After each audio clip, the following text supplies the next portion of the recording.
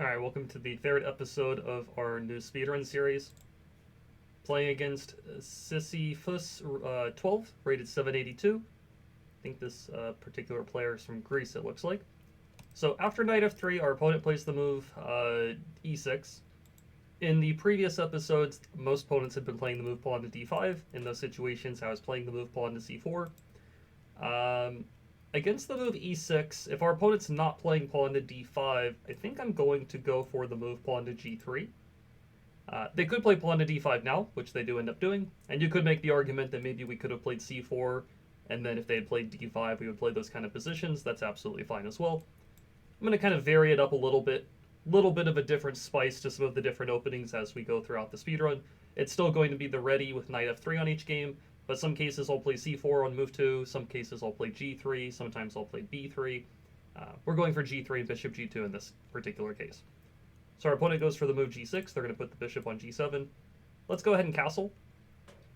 They're going to play bishop g7, and I think now, given the circumstance, I probably will just go ahead and play the move c4 here. Gain a bit of space, strike at the opponent's center, see what they decide to do about that. They go for the move c6, which does reinforce the pawn. The biggest problem with black's position, though, is the bishop on b7 is not all that happy. So here I'm going to play the move... let's go for the move queen to c2 first. I'm going to protect the pawn on c4. And ultimately, I'm going to look to play the moves d4, probably knight to d2, and then try to play e4. And as we saw in some of the other episodes of the series, I'm really just trying to grab as much space in the center of the board as I can. I'm not necessarily doing it on the first or second move of the game. I'm not putting pawns on d4 and e4 super early in the game every single time. But I am going to still work towards playing around the center of the board as much as we can as the game progresses. So let's see what our opponent decides to do. I'm expecting them to develop the knight somewhere. And against either one of those moves, I'm just going to continue with the move d4. And then we'll play e4 in the near future. Maybe we'll play knight to d2 first and then e4. I don't know if I want to go knight c3 then e4, because that would block off the queen from protecting the c4 pawn. So I think I'll go knight to d2. I think before I do that, though, I'm going to play rook d1 just to line up towards the queen and protect the pawn. And most likely next, we'll go knight to d2. So they play knight f5, which is interesting. They do put a little bit of pressure on the pawn. I don't want to go knight d2 here, because then black will actually capture the pawn on d4. Maybe I can go with e4 right away, but there is a little bit of an annoyance there. They could play a move like c5, trying to take advantage of the d4 pawn being pinned.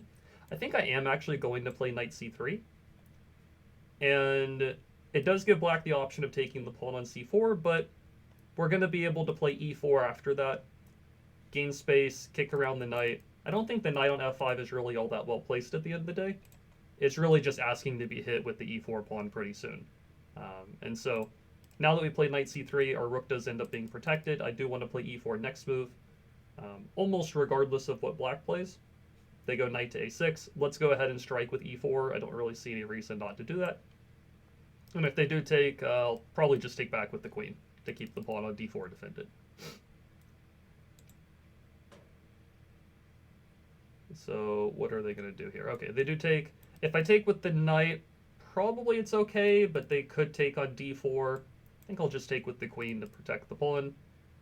The main point here is I have gained that space advantage once again. I have 2 pawns against 0 from my opponent on the 5th rank. I'm going to play bishop f4, bring the other rook in the game, move the knight forward up to e5, maybe bishop g5 to hit the queen is also an idea. I might even be able to play d5 at the right time to blast open the center of the board when black is behind on development, or when black's pieces maybe aren't ready for the center of the board to open up. But generally speaking, I'm just looking to improve the pieces. Maybe I'll double up the rooks on the d-file. They go knight to d6, they are attacking the pawn as well as the queen. Let's just go queen e2, I think. I think we'll just do it that way to guard the pawn. If I had gone to d3, I might have gotten hit by the knight again anyways. And yeah, we're just going to develop, put the knight in the center, and take it from there. Nothing too fancy. We have also equalized the time element here, so that's good news. And our position looks to be better, which is also good. Queen to f6. Now this move looks like a mistake to me. I think we are able to simply win material here, as far as I can tell. I like the idea of starting off with bishop g5 to pester the queen. There's only one safe square for the queen to move to. And I don't think we can necessarily trap the queen, assuming it moves up to f5. I think, yeah, so it has to move it up to the f5 square. We don't really have a way to attack the queen here. Knight h4, we would lose our bishop on g5, which is bad news. So I don't think we can trap the queen necessarily. Even if we could attack it, it does have the a5 square available to run away to. But what we can do is we can now launch the bishop into the e7 square, attacking both the rook and the knight at the same time. And black is going to lose some amount of material here. So we end up capturing the knight on d6 for free. And we might also be able to still attempt to trap the queen in the future at some point. But the main advantage here is we are simply up at one piece. The knight on a6 is also completely restricted here. They try the move c5. I think we can just capture that pawn on c5. I don't see why not. If they recapture with their knight, they go rook to d8, okay? Well, now I guess I can keep the pawn on c5 protected. Can also go for bishop to e7 to continue trying to harass pieces. If white trades the rooks, if black trades the rooks, we'll take back. We're now threatening rook to d8 to check on the back rank. That is pretty difficult for black to stop here. They can't move the bishop. They go to d7, we'll just take that bishop for free. The knight's badly placed, the bishop is not moved, the rook is stuck in the corner, the queen is on a vulnerable square. We're up a piece, we're up a pawn. Rook d8 checks a big threat. Yeah, just looks like a very bad position for black here. And we're also up a couple, maybe about 15 to 20 seconds on the clock, which is definitely a factor that I know all too well from the very first episode of the Speedrun series. The very first game did way too close in the time element department. But yeah, so let's see what our opponent does with their last minute here. They play knight to c7. This doesn't really address our threat of rook to d8 check. They have to block with the bishop. And then, should I take with the bishop or take with the rook? I guess I'm going to take with the rook. Taking with the bishop also is absolutely winning. I don't really think it makes a huge difference. I'm gonna take with the bishop. I set up some discovered check ideas, and these pieces are all still pretty much frozen. If the bishop moves, we'll probably just trade rooks and then move our bishop away to safety. The knight on c7 does protect the rook, so moving the bishop doesn't allow me to win material, or at least win the rook, let's call it that. Okay, this lets us take the knight for free. Bishop h6 is incoming. And yeah, not a whole lot for black to do at this point. They try e5, we just move the bishop, and we do deliver the checkmate. Okay, so we got the win on this one. I think the big problem our opponent ran into here mostly is that they allowed us to gain that space advantage in the center of the board once again, and then they did make this tactical mistake of developing the queen to the f6 square, which allowed us to hit the queen and then ultimately fork the rook and the knight. We'll go to the game review though and see what we get out of it. Alright, so at the game review here, it looks like we played at a 93.8% accuracy to our opponent's 73.5. And we did make one inaccuracy at some point, but otherwise played pretty well. So in the game, we start off with knight f3, e6. There's lots of moves you can play here on move number 2. You can play d4, c4. I went for g3. You could play e4. Lots of moves work out perfectly fine. I guess the way I'm going to structure the opening phase for a lot of the white games is we're going to play knight f3 on move number 1 in the speedrun series. If they play d5, I think I mentioned this in a previous episode, if they play d5, we'll play c4. If they play c5, we'll play b3. And if they play pretty much anything else, if they play knight f6 or e6 or something like that, we'll play g3. If they play some really, really silly looking move at the beginning, or a move that allows us to put 2 pawns in the center easily without any repercussion, then I'll probably just play e4 and d4. But if I try to play e4 in this position, black can play d5, and it kind of turns into a French defense, which is not something I'm going to try to play in this speedrun series. And if I go d4, they'll play d5, and we're pretty much playing a d4 opening at this point, which is not a bad opening at all, but it's not really what I'm playing in the Speedrun series here either. So I decided on g3. They do go for d5, and so again, we are behind on space in the center of the board in the early stages of the game, but we can play c4, we can play d4, and ultimately we're going to look to regain that control of the center pretty soon. I went for queen to c2 to guard the pawn, then d4 to gain more space, then rook d1, then knight c3, and eventually e4. And we can already see here that white has a better position. We have more space in the center of the board once again, and that's kind of the problem that black runs into as the game goes on. Queen f6 was their kind of main tactical mistake. We make the attack on the queen, then the fork, and once we're ahead the piece, it's pretty smooth sailing from here. They help us to open up the file. I guess bishop e7 was the mistake. Maybe there's other moves that are also good here, but this worked out pretty well in the game as we saw. We just won a bunch of pieces and eventually got the checkmate. So lesson from this game, you know, even though with the ready opening you might start off behind on space at the beginning of the game, you still do want to influence the center of the board with moves like c4, d4. Sometimes we'll play d3 and then e4, or d3 then c4. But usually you're trying to put some pawns in the center of the board, even though your first couple of moves don't always involve putting a pawn in the center of the board. Anyways, though, let's go ahead and get into our second game here. All right, we got our next game. Playing against Doctor 36, rated 807. They play e4, and we are going to go for our first caro-kann game. So from the black side of things, we will be playing the Queen's Gambit Declined, which is what we'll be playing against the move d4. And against e4, we're going to be going for the caro-kann. So after white goes for bishop c4, this is what's known as the hillbilly attack. Most people are really just playing bishop c4 just kind of on a little bit of an autopilot. I don't think it's that great of a move, though, because after we play d5, we are attacking the bishop on c4, and simply put, we already have that space advantage. So they decide to give the check with the bishop on b5. We can block with the bishop or with the knight. I think I'm going to lean towards... let's just go for bishop d7. I think we'll just trade off our slightly worse bishop, take back with the queen, look to expand in the center of the board if given the opportunity. Here I'm going to go for knight c6, develop the king side. They play c3, which is a little bit odd. I guess they want to play d4. They could have played d4 a moment ago, though, so I'm not really sure what the purpose of c3 is. I think given that situation, I think I'm just going to go for e5 myself and just grab more space in the center of the board. Again, if our opponent is letting us put pawns in the center of the board, grab that space advantage, who am I to decline? I'm just going to take all the free space if it's given to me, and that's the way I'm going to work with these positions. So white goes queen a4. Not really sure what the game plan is with that move. I'm just going to go for bishop d6. Let's just continue developing and reinforcing the pawn in the center. Then I'll go knight f6, then I'll castle, and again, just going to play with the space advantage that our opponent is letting us have in the center of the board. What white should have done instead of the move c3 is they should have just played the move d4 to equalize out the space in the center.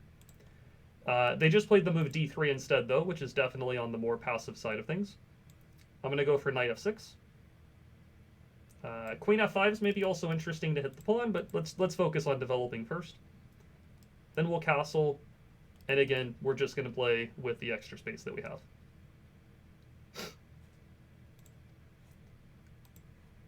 So I would assume white's going to castle their king. I'm not really so sure what the point of h3 is. I think I'll just castle my king myself here. Could still consider queen f5 to apply pressure, but again, I'm just gonna follow the opening principles to start with. And if they keep neglecting their castling, if they keep making slow moves, I probably will look to play e4 and open up the center of the board at this point. Yeah. So do I want to do it here? I guess I could. I don't really see why not.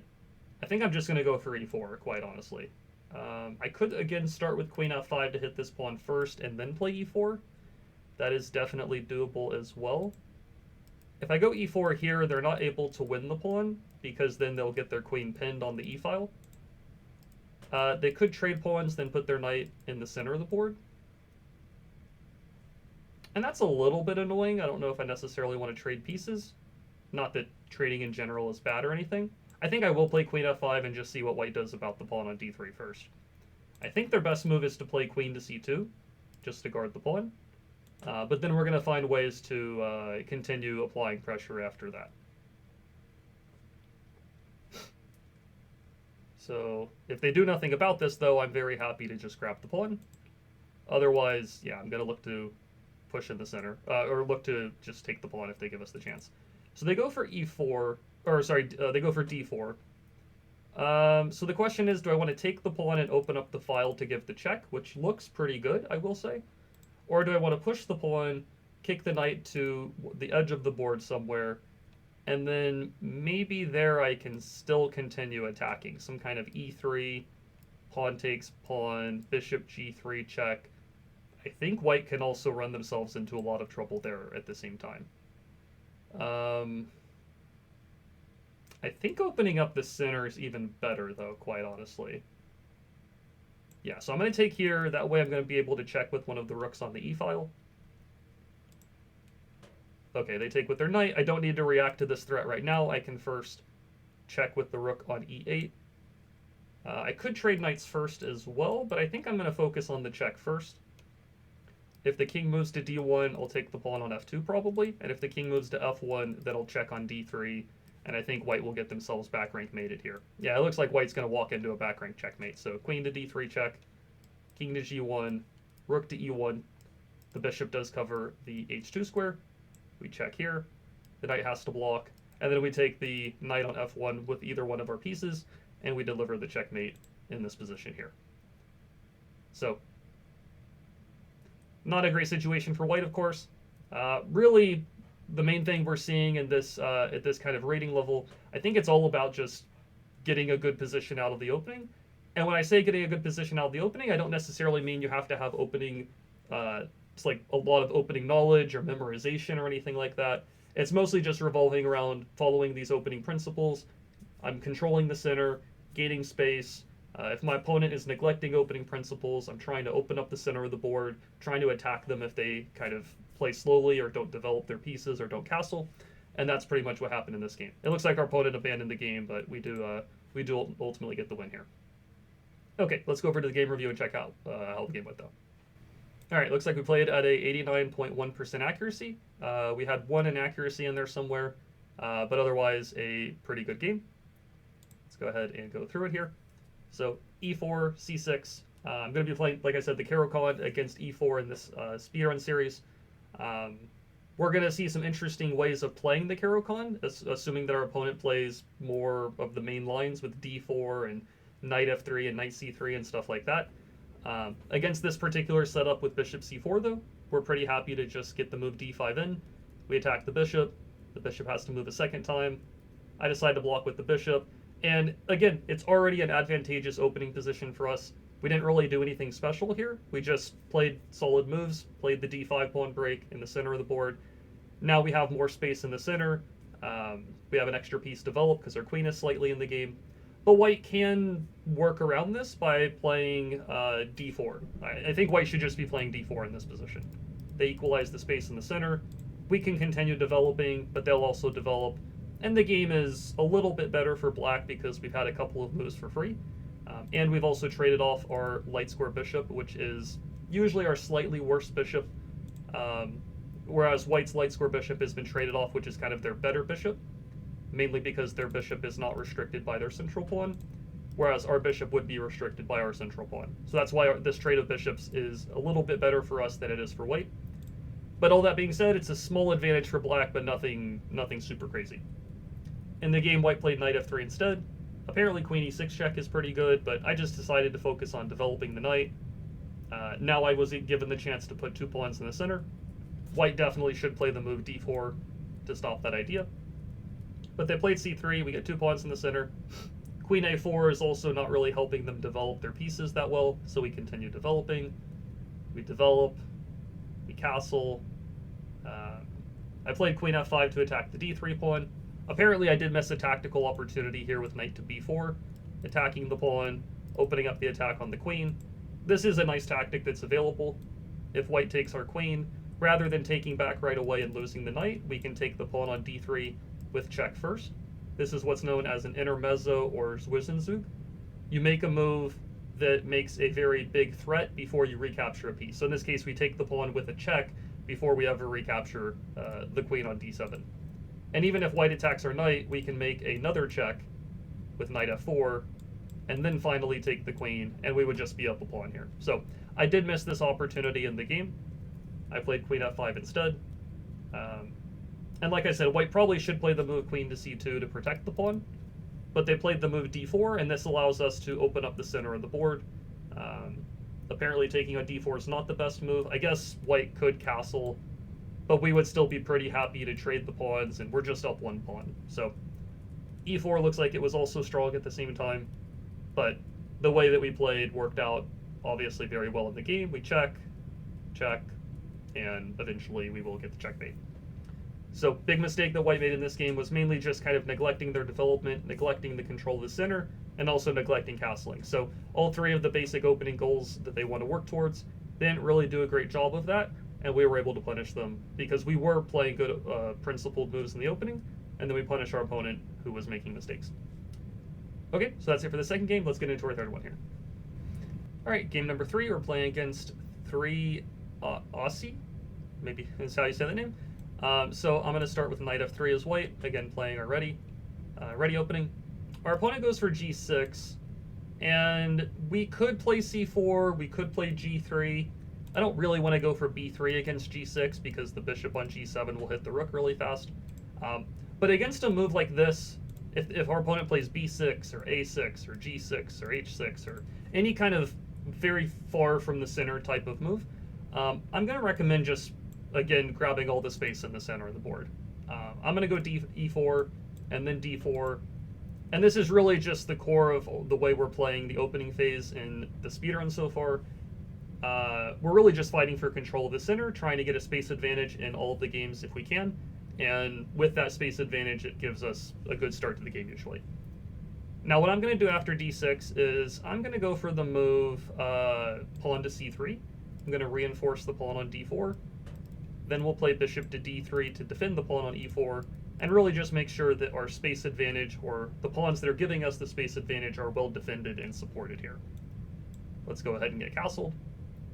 What black needs to do at some point is they need to make one of these 3 pawn breaks to attack our center. e5 is probably the best one that they should go for, given the circumstance. It might need a little bit of preparation first.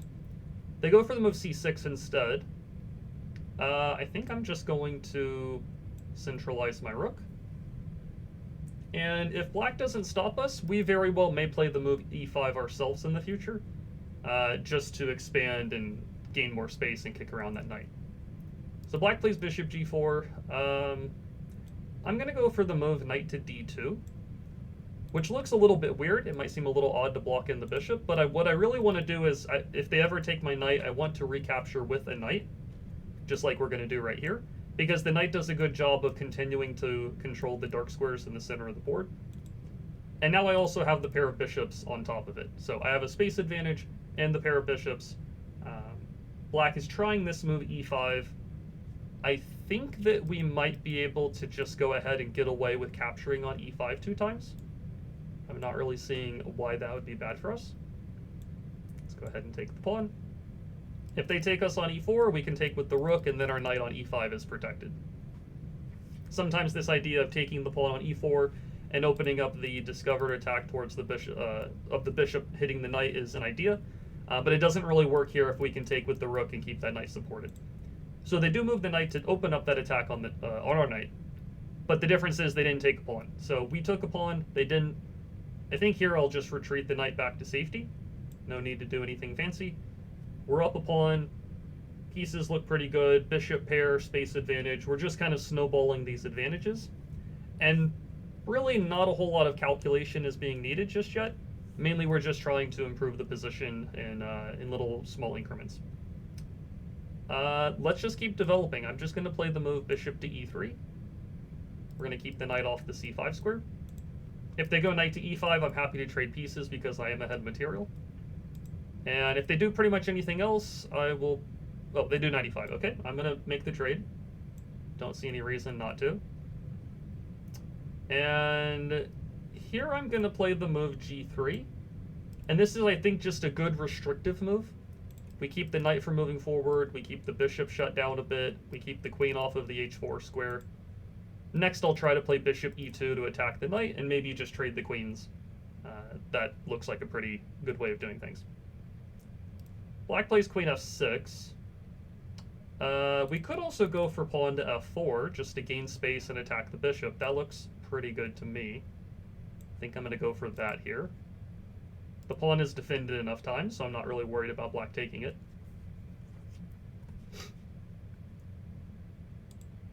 And once this bishop moves away, we might play pawn to e5 to continue kind of bulldozing down the middle of the board. Could also go bishop d4 to hit the queen. That also looks fine. Could still play bishop e2 to hit the knight. I think I'll just do e5. Let's just hit the queen once again. See where it decides to go. The knight is very much stuck on the edge of the board. We cover the f6 square, and the knight can't really move forward anywhere else. Could go back to g7, but it's still really not that great of a piece on that square either. What to do here? I think I'll just activate the queen a little bit. Let's see, they might want to play a move like f6, trying to open up the king side a little bit. Maybe I'll just go ahead and play a move like bishop c4. But I kind of like the look of aiming at the king side a little bit, though, I will say.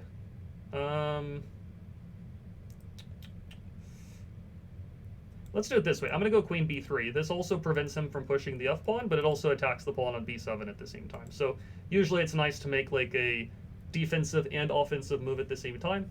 I'm stopping a potential idea for my opponent, and I'm also making a threat simultaneously. Usually that's a pretty good combination of things to try to do if you can. So they play knight to g7. I can take the pawn.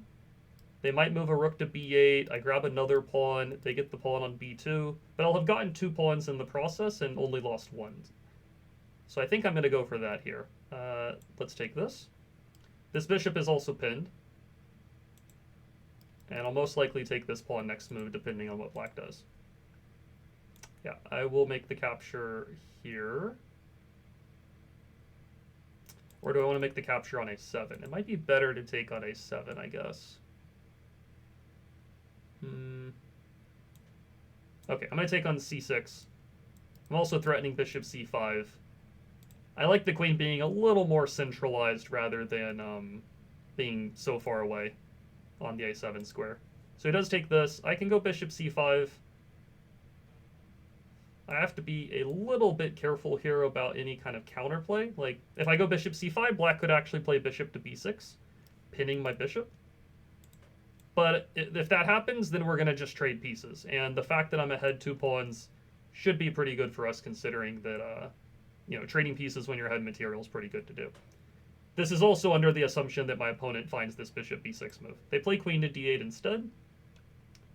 Now, I do need to be a little bit careful. Taking on d3 and getting around my king could be a little bit messy.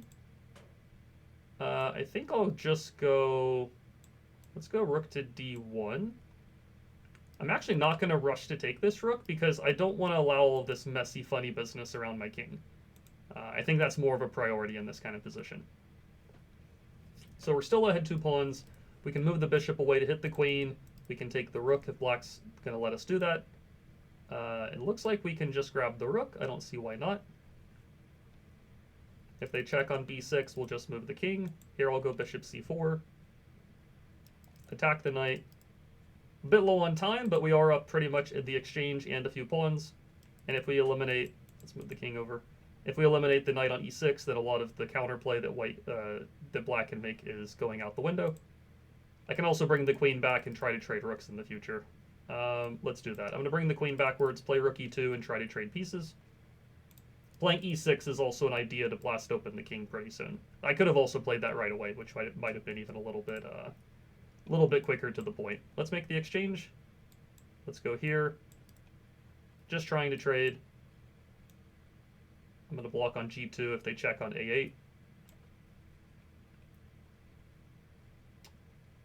And Okay, once these guys are traded, this is pretty clear cut. We're going to check here. We're going to take the H pawn, and then just push my pawns down the board. Let's put the rook over here. Move the king up the board. Push this pawn. Push this pawn. Trade these guys. Move this rook over. Push this guy.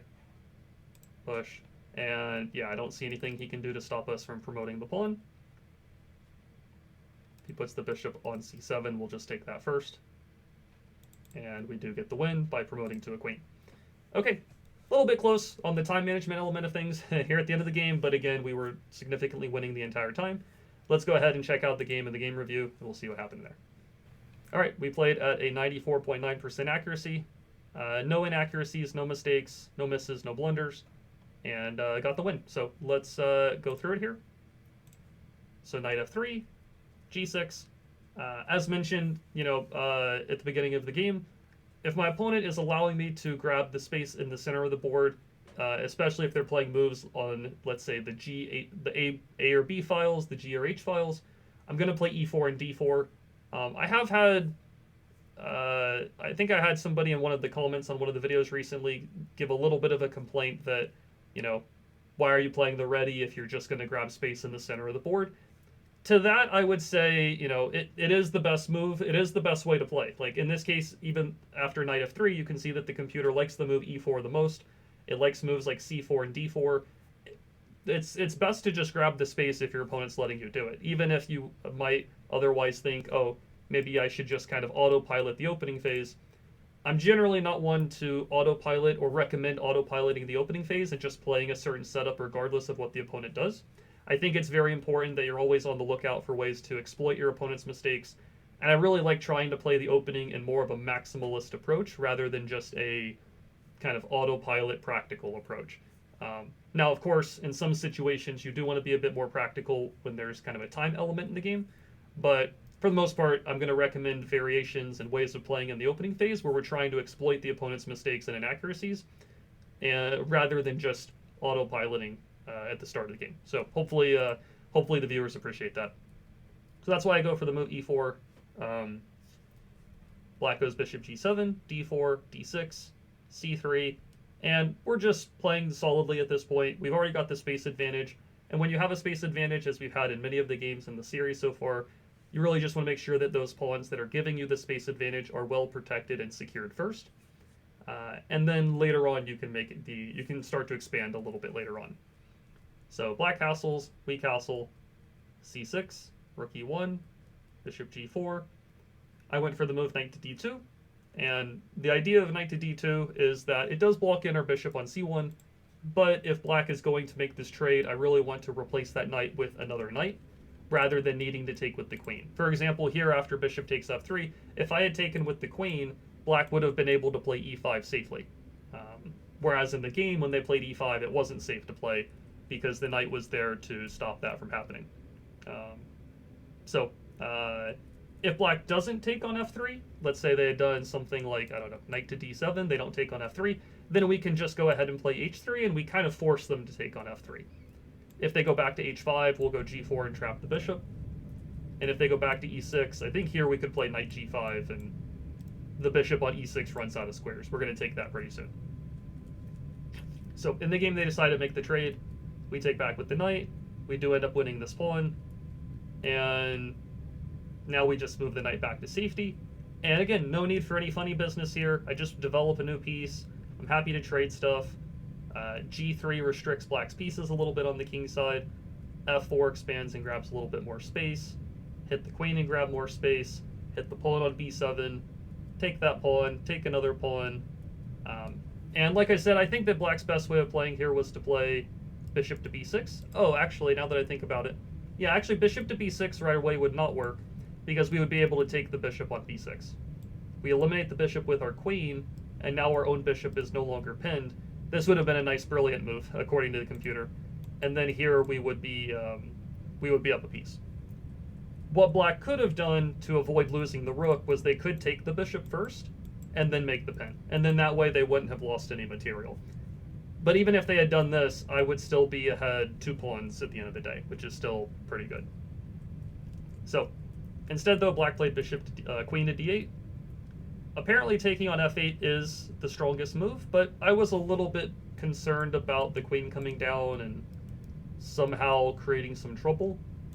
I decided just to protect the bishop, and then black allowed me to take the rook, and then it's pretty smooth sailing from here. Move the king in the corner, retreat the queen, trade pieces, trade rooks, have to block with the queen on g2 here, and then once we're up the exchange and a few pawns, the most important thing when you're ahead a couple of pawns in the endgame phase, you just want to push the pawns. Here I am ahead pretty much 3 pawns, and the pawns that have the best chance of promoting are going to be the c3 or h4 pawns. The reason for that is that, first of all, the c3 pawn has no opponent pawn that can stop it. There's no b pawn, c pawn, or d pawn to cover the squares in front of the pawn. There is a bishop, but not a pawn. And the h pawn is good because I have a little bit of protection from the g pawn, and we can also just push the h pawn. So I decided to prioritize the h pawn, and it works out nicely. He can't really stop it, and we ultimately promote the pawn, we get the win, and we get the job done. Alright, so that's it for this episode here. Hopefully you've enjoyed these 3 games. So we are now at a rating of 837, and we will pick up with this rating in the next episode. So if you're interested in seeing the other episodes from this particular series, you can check out the playlist to the left of